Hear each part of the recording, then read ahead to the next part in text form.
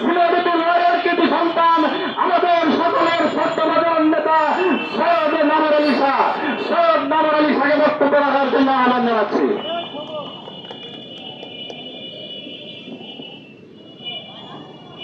বিসমিল্লাহির রহমানির রহিম।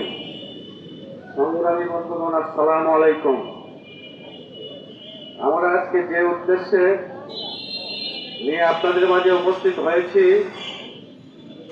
তা হলো গণতান্ত্রিক অধিকার ফিরিয়ে আনা। আর গণতান্ত্রিক অধিকার ফিরিয়ে না আনতে পারলে আমাদের দেশের সকল নাগরিক সুবিধা ফিরিয়ে আনতে পারলে আমাদের দেশের সকল নাগরিক সুবিধা সঠিকভাবে খুঁজে পাবো বলে আমি আশাবাদী। তাই আজকে শ্রমিক মুক্তিযুদ্ধের আয়োজনে হাজার হাজার শ্রমিকের অধিকার ফিরিয়ে আনতে আমরা সবাই একত্রিত হয়েছি। দেশে গণতান্ত্রিক সরকার অনতিবিলম্বে গঠন না হলে হাজার হাজার শ্রমিকের কারখানা কর্মসংস্থান বন্ধ হয়ে যাবে। বর্তমান সরকারের আমলে গুম হচ্ছে, আরো কর্মব্যবস্থা বন্ধ হয়ে যাচ্ছে।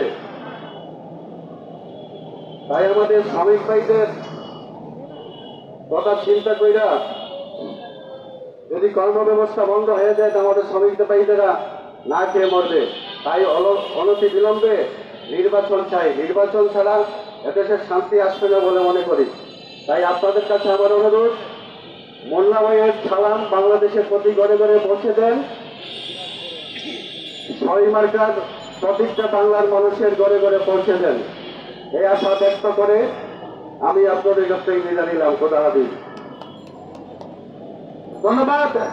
শ্রমিক মুক্তিযুদ্ধের সম্মানিত